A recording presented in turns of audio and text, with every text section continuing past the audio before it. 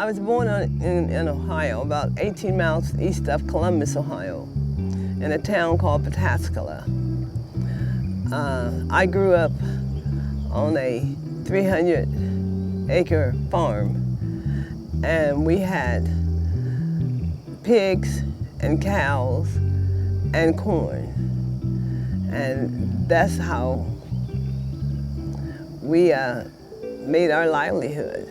What my parents instilled in us, I'm talking about my siblings, were to be true to yourself, don't take anything for granted, and don't let anyone tell you that you are lesser than anyone. Typically on a morning when we were here from New York during the summer, we would get up and have a hearty breakfast of fried potatoes and eggs, sausages and scrapple, and then we would prepare to go out and start working. Work often consisted of, since it was summertime, harvesting the crops such as cucumbers, tomatoes, string beans, watermelons, cantaloupes, things of that nature.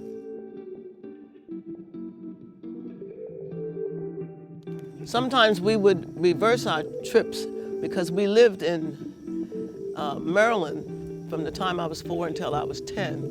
And so then we would go from Maryland to Wilmington, Delaware, to Philadelphia, and then on to New York, which is where I was born.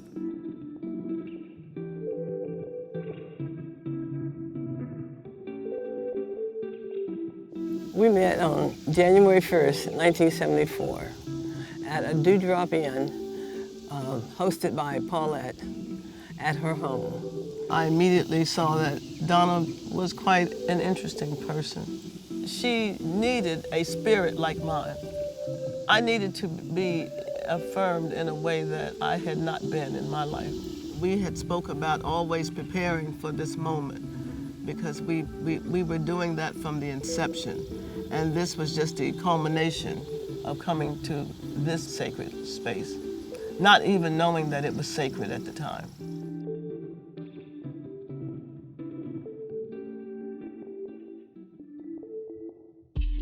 This is 2,167 acres of land that Harriet Tubman's parents lived on and her brothers lived on. And this is where she took them out of slavery.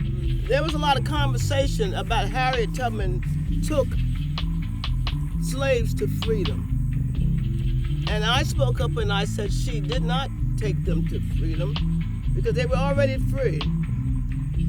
She was taking them out of slavery.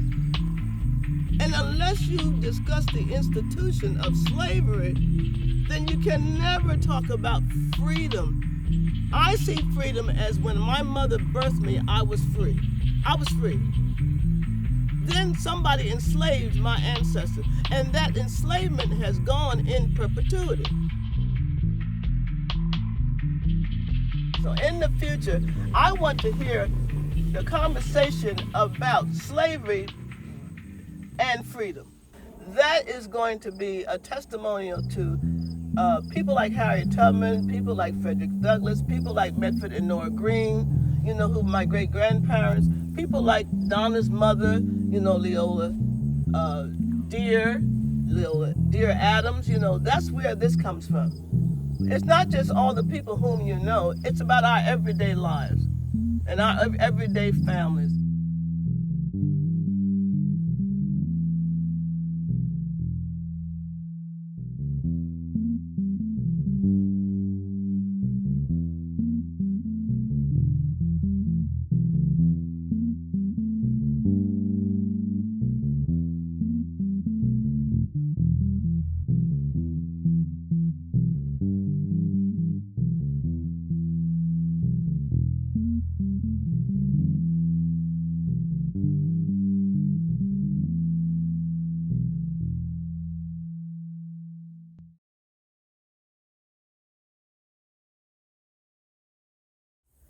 Harriet Tubman is gone, but her legacy lives on.